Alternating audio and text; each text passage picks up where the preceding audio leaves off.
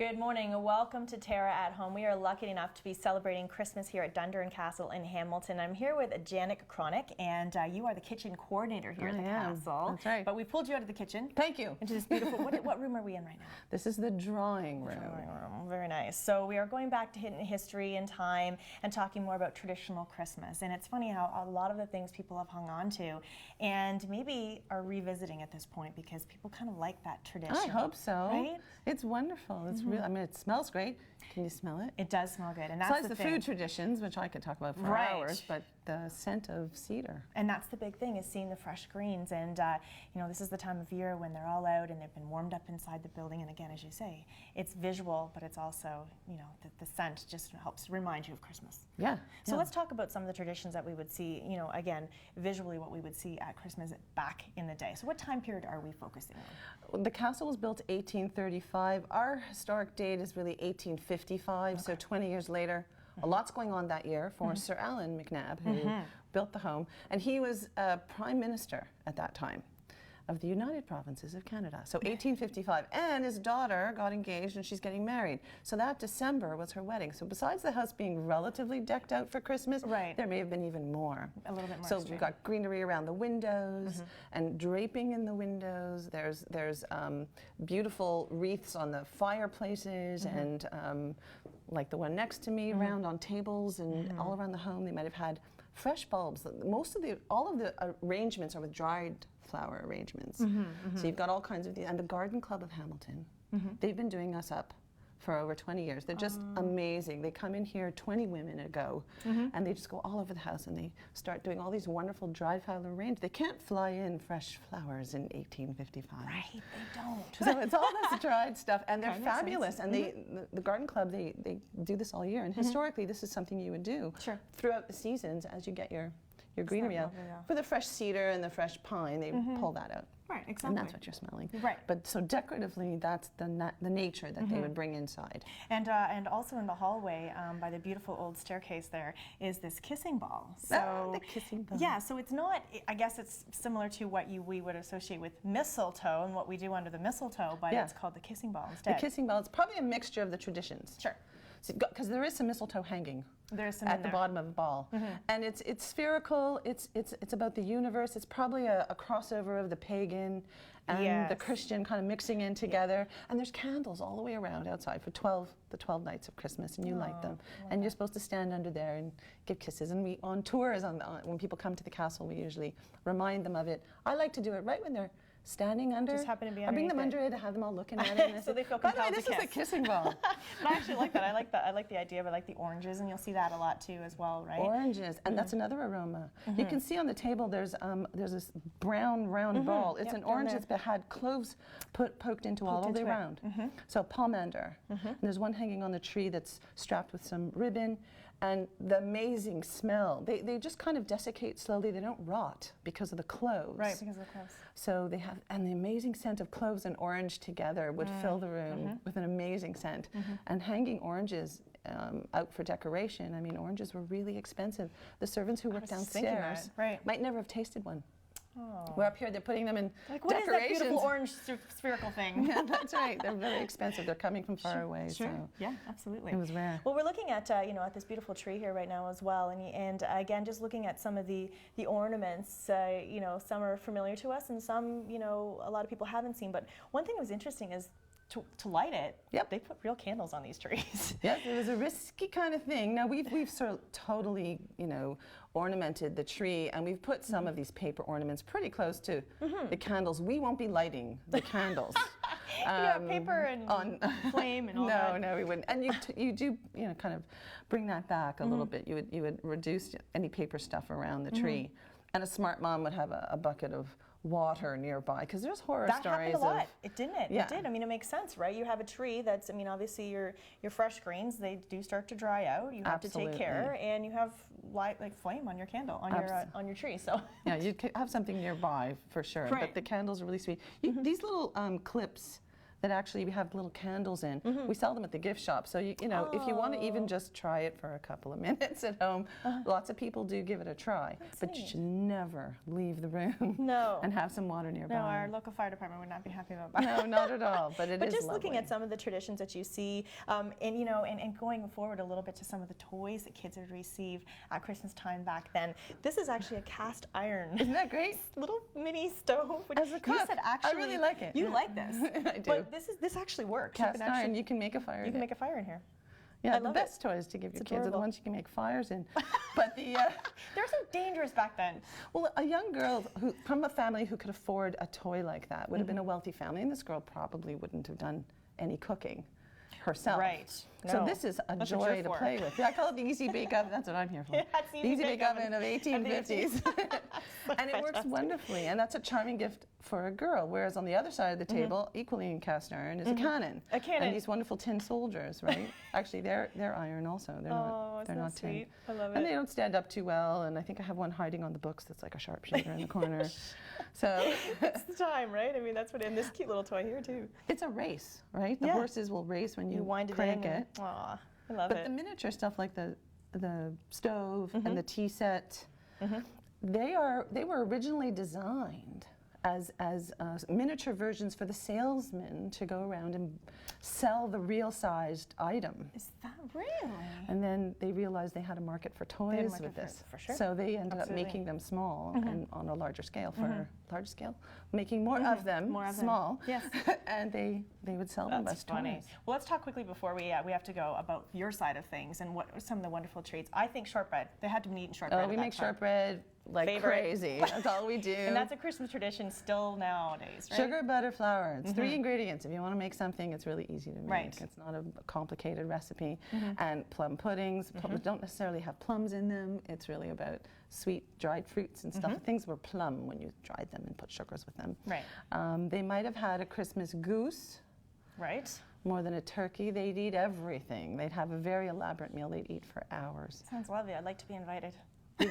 You are welcome anytime, Thank Leslie. you. I have an inn now at Dundurn Castle. You do. So we should mention your website as well for people who do want to come into the tour during Christmas time. The tours are fabulous, and we have evening tours as well. They're special. They're 2 hours long. You dine.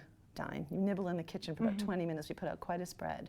And that's Friday, Saturday, and Sunday evenings. So look for that at hamilton.ca/Dundurn, or you can call 905-546-2872. Wonderful. Well, this is a fantastic experience, you know, and we were mentioning how, you know, local kids here to the Hamilton area get to come and tour this as a child in schools, and I hope they still do. I know I did, but every time you come back again, you learn a little more, you digest a little bit more information. It is our history, and as you were saying before, it was a castle, but it was actually just a big home, one of the biggest. Big home to them. To them, Big everybody comfy else. home. It's but it charming wasn't really in here. considered. It wasn't really a castle. It was just a big home that people call a castle. That's right. That's right. And it's ours. It's our castle, Dundurn Castle. Thank you so much, Janet. pleasure, Good Leslie. information. We'll be back with more TERRA at Home.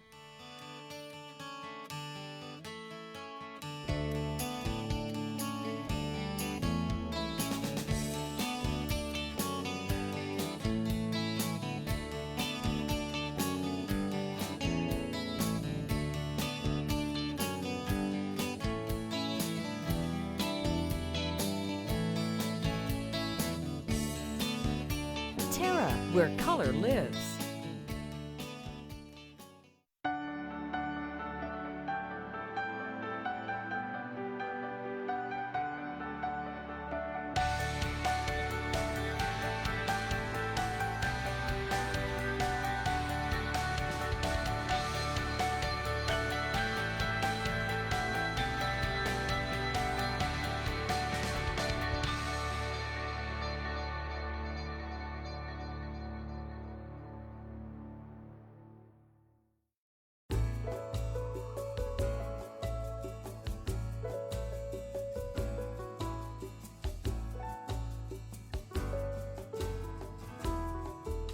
Heritage Perennials. Look for us in the blue pots.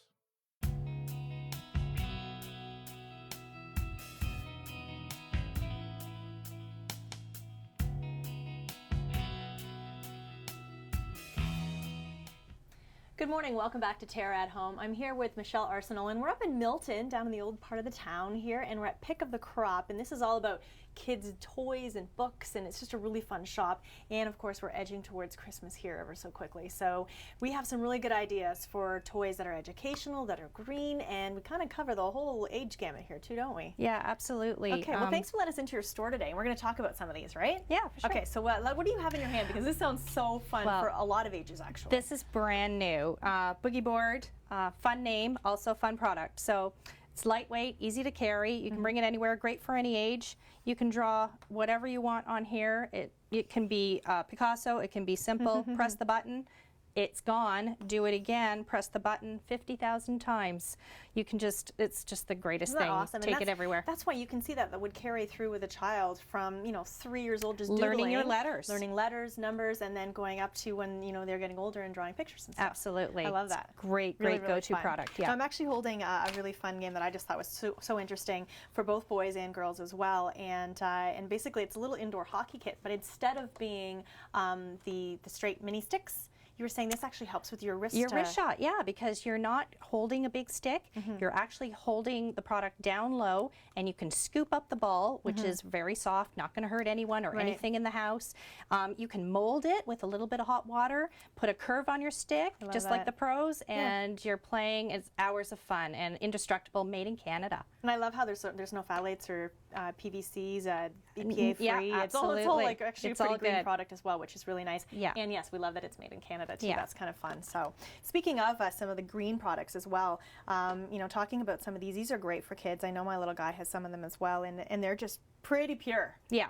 Can't really find them anywhere else other than specialty toy stores, made in the U.S. out of recycled milk jugs. So they are food grade plastic, PVC free, BPA free, phthalate free. They can be chewed, gummed, dishwasher safe. I can't say enough about it. They're just fantastic. They're really good products, and they're actually quite durable for being also natural too, right? Absolutely. Yeah. Oh yeah. I love the tea set. You can actually drink out of it Yeah, because look at it's it down safe. here. You can actually put it in the dishwasher. You can? Yes, oh, you isn't that can. great. I know a lot of little ones Yeah. have it. Even my little boy has Yeah. that because it's boy and girl, right? Yeah. Okay, so I'm actually holding this, which I think is really, really fun. This is a little picture frame for first goal scored. Well, basically your first It's your puck frame. to put your puck in. Yeah. And a book.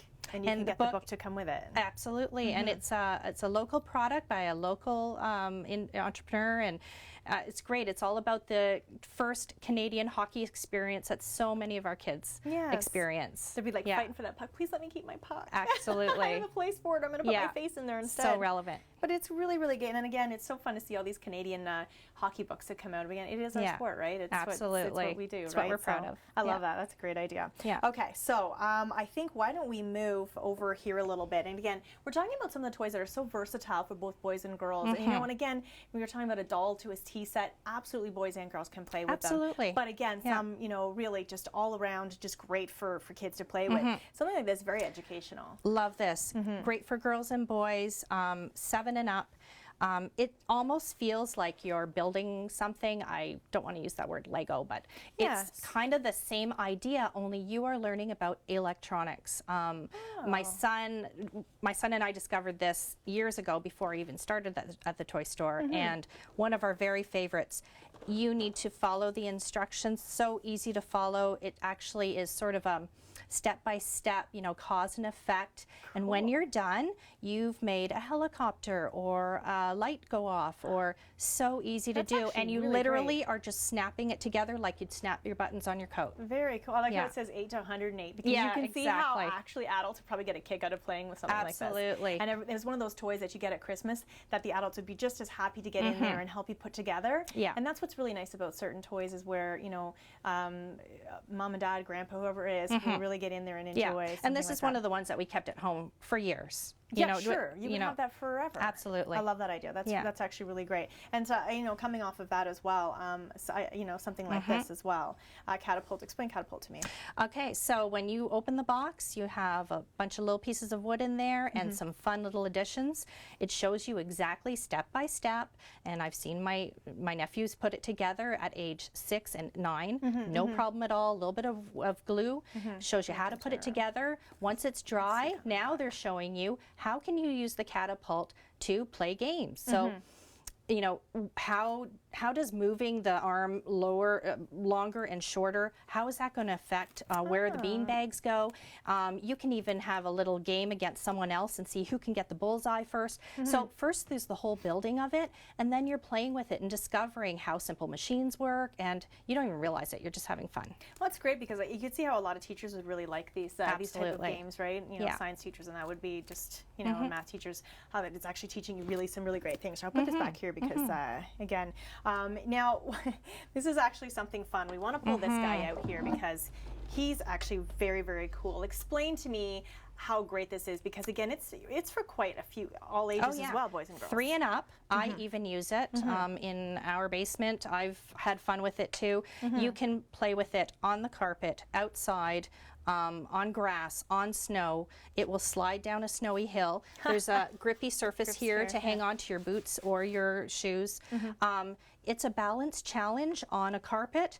All of a sudden on the snow, you're snowboarding. It's indestructible. It's made in Canada.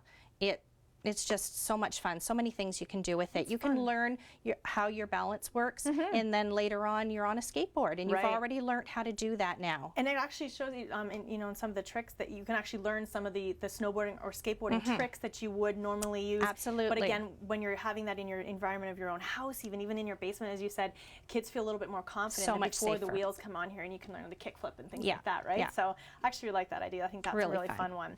And let's go up to this up here, the Talking Map of Canada. I was saying that even my son at, you know, not even 5 years old, would love something this because they retain so much information. Absolutely. This is great for all ages. Yeah, it says 6 and up, but really children younger than 6 can easily play with this. All it is a giant mat that's, you can wipe if it gets dirty, you can hang it on the wall, you can play with it on the floor, and whenever you touch it, it tells you 500 different things about Canada. Fun facts, educational things. Imagine 500 more things that your child knows about Canada after playing with this. Yes, actually, it's just fantastic. And again, just even having friends over and playing with it, and sometimes that's where kids will pick up their toy again, right, when their friends come over. Absolutely. And just learning about your own country is actually really kind of nice, great thing to bring to school to show the class. Yes, teachers would love it too. And that's the thing, when we look around your store, there are just so many ideas, and again, a lot of them, the fact that so many are made in Canada, as we were talking about the rarity of that, which is really, really nice. Yeah, right? absolutely. Not easy to find. No. We also have things made in Europe as well. And the U.S. Yeah, so isn't that great though? Yeah. And again, something for everyone, from little tiny babies all the way up to, well, as we were saying, 13, 14 years old. Yeah, and beyond. we have that, you know, that special thing that could maybe get those kids unplugged for a few hours. That's you know? the key. Good point, Michelle. All right, so pick of the crop here in downtown Milton, but also a location in downtown Oakville as well. And again, it's all about getting those toys that kids will really appreciate and have around for a while and learn from. Absolutely. Thank you. That's awesome. We'll have more Terra at home in just a bit.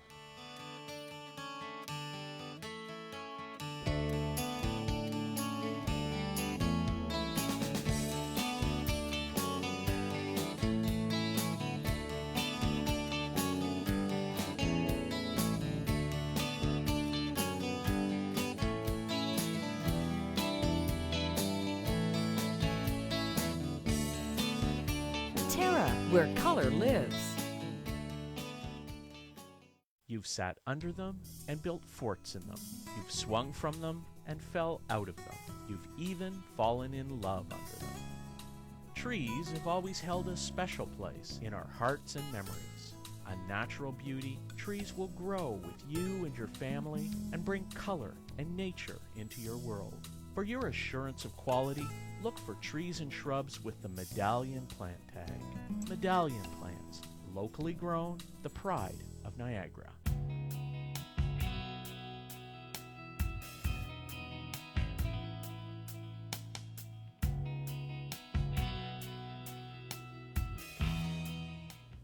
Good morning, welcome back to TERRA at Home, and we are at the Hamilton Spectator Go Cooking Kitchen today, so we'd like to thank them for letting us use their kitchen. And I'm here with Chef Iain. We have a lot of vegetables, and you're going to cut some up for us today. Great to be here, yeah. Yeah. I was thinking what are we making, by the way? Doing a honeyed wintered salad.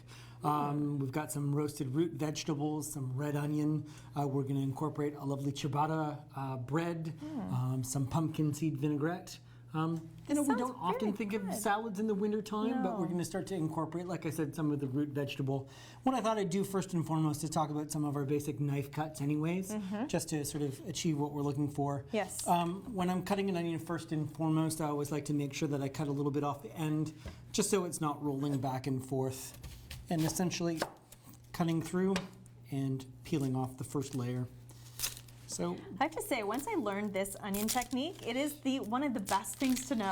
Oh, it because truly it really is. helps just with the whole tearing up of the onion and like just the reaction you get. No, I just find it so much easier. absolutely. The most important thing is obviously safety. I just want to make sure that I always have a nice flat surface. What I'm trying to achieve is a nice wedge, but the important thing is I also want to make sure that I'm keeping part of the root intact. So when it goes into the broiler or into the oven, it's going to keep its shape. It's not going to fall apart on you. Okay, So like I said, when I make my cut, I'm going to make sure it goes through. Yeah, it's always a good idea to stand a little Just farther stand back back when from the Ian's chef. welding a knife. Yeah, always a good idea. And you can see here, it's a fairly large wedge, but I've kept the root intact. So like I said, when it gonna goes stay. into, it'll keep it shaped nice and neatly. Okay, great. The next thing I want to do is a parsnip. Parsnips are great, wonderful fall, winter flavors. A quick peel, first and foremost. But what I want to make sure of is getting rid of the core, just the inside of the parsnip. That tends to be a little bit tough and fibrous. Oh, So okay. as I quickly do this, and I appreciate your patience with Okay, me, no, that's good to know though, Yeah. to remove the core. give myself lots of clean space and cutting room. Lop off the ends. And essentially is make sure that I'm going to cut just the insides Okay. out. Easy So enough. ultimately that you're sort of left with just the nice pulpy meat of your parsnip. Okay. Anyways, and like I said, I'm always making sure that I'm working with a flat surface. It's never good when you're trying to do this, right? And things are Absolutely. moving around. Make sure that your fingertips are always tucked out of the way, Okay. and you're always working with a flat surface. Okay, I think really learning a lot of those basic tools in the kitchen make you that much more efficient when you are preparing foods, Well right? said, well Well, said. that's probably the first things you started to learn, right? Were just the basic. Was the basic knife skills. Yeah. Ultimately, it's working fast, working efficiently, and it's not really rocket science, it's just a lot of repetition. Yes. So with a butternut squash, it tends to be a rather heartier vegetable, so we just gotta, again, a word of caution anyways, and again, I'm always sort of working towards a flat surface to Okay. cut. Well, people get worried about cutting these kind of things, so like, or cabbages, a rutabaga, for example, because you've got this big giant bowling ball that you're basically trying to cut Can into. be, yeah, a It little can be intimidating. daunting. For sure, for sure. Just take your time with it, and essentially what I'm doing is I'm just working around, and I'm making sure that I'm just cutting off the waxy exterior anyways. Okay. And so when the time comes, get this out. There we go. But again, you're always creating that flat surface to work with. Exactly. Okay. The last thing you want to do is be reaching for Band-Aids and paper towels and quick trips to the hospital. It's not that attractive It if is your never guests have a great arrived and way you're covered in bandage. to start the holiday season, no. And like I said, when I'm doing my cuts, my fingertips are quite out of the way, and you'll notice that my knife blade is actually tucked against the knuckles, and that'll also regulate my cut. And it takes a while to get used to that because you kind of just used to I grabbing know something it a little just differently. comes with practice, Right. ultimately. Okay. So all my ingredients are eventually going to go into a nice big bowl where I'm going to incorporate some that I've already done. And ultimately what I'm going to do, just very simply, is a little bit of olive oil Okay. and a little salt and pepper to taste. Excuse me to reach, Leslie. And just going to make sure. What I've also done before the show started is I preheated our oven to 400 degrees, nice and good hot temperature. When they're this small anyways, it shouldn't take very long. You're No. looking at about 8 to 10 minutes, turning once or twice just to achieve that sort of golden brown, sort of caramelized flavor. And there we go. Let me do it this way. I'll Okay. transfer it to my baking tray here. Yeah. There we go. Good. So ultimately, this will go into our 400-degree oven, and then we'll towards the end we'll start to incorporate some of our other ingredients, and we'll make a dressing. Okay. Okay. So as you said, you know, basically cutting it as thin as possible. As you can see, some of these pieces are nice and thin. You still have a large piece, but it's thin. And I guess you probably are trying to keep everything relatively the same. Relatively the same. Well, I mean, the onions, I guess, would cook really quickly, great point but is, again, bringing them towards the same sort of size, so they're all going to cook evenly and at the same time. Okay. I realize I haven't covered enough on my baking tray, so I do apologize. so you can do more. Just and a then, little quick more. Yeah. This is a nice idea, and obviously when you're using root vegetables, we have so many to choose from, so you could really do a variety of different vegetables Most if you wanted, definitely right? could. Okay. This time of season as well, you're looking at beets. Wonderful Yes, I flavors, love that in earthy salad. tones with golden and aubergine beets are Yes. some nice ones to work with. Your butternut squashes, your acorn squash, red onions. You certainly have lots of flavors. And again, salads is not what we usually think of in the wintertime. No, we're but thinking about hunkering down in some big bowl of something hot and steamy, kind of chili or something, Yeah, right? But I like this idea. Actually, I think it's fantastic because we do need our vegetables, and you are going to be adding some greens to this too, right? So For sure. this is We've healthy. had 2 big turkey dinners over Christmas and New Year's. Maybe it's towards into the new year that you're looking for a little bit of lighter, but Yeah. let's sort of like let's sort of showcase some of, you know, the root vegetables that we have that Ontario has to offer. Okay, Most I like definitely. this idea. So basically, at this point, we're going to put this in the oven. As you said, short period of time, caramelize, and then we're going to come back and make that dressing. We're going to come back. We're just going to add a little bit of the calabrese loaf, some spinach, and make our pumpkin seed vinaigrette. Oh, that sounds really good. I Lovely. like this idea, and this actually looks I like that fall winter look to it. It has a lot of color, and it's good for us too. Lots of color, good for Yes. you. Keep it into the oven, 400 degrees, 8 to 10 minutes. Keep your eyes open. Because they're cut as thinly as they are, they'll tend to go They'll quickly. go fast. So just keep your eye on it Okay. and turn over once or twice All just right. to make sure. What we'll do, we'll come back, take a quick break, and we'll put it all together for you. Great.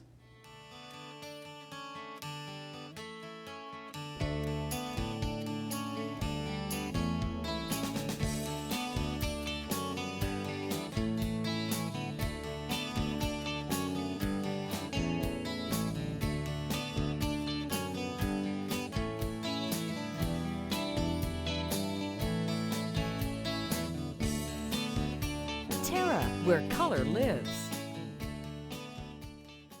AM 900 CHML is giving you more news when you want it most. Non-stop news weekday mornings 5 till 9, weekday afternoons 3 to 6, with weather and traffic on the 9s. Hear about it first from AM 900 CHML, Hamilton's news talk leader.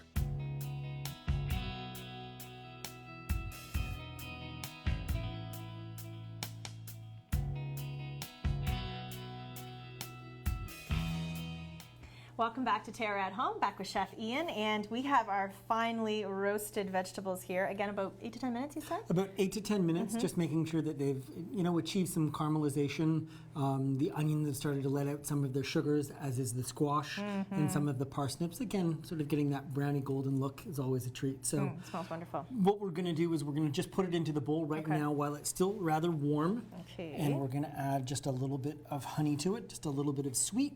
Some of these in. Make That's sure we get a lot of the perfect. nice About half of variety. that. That would be Is that good? great. That's perfect. Okay. I'm going to steal the tongs back. And we're just going to incorporate our vegetable.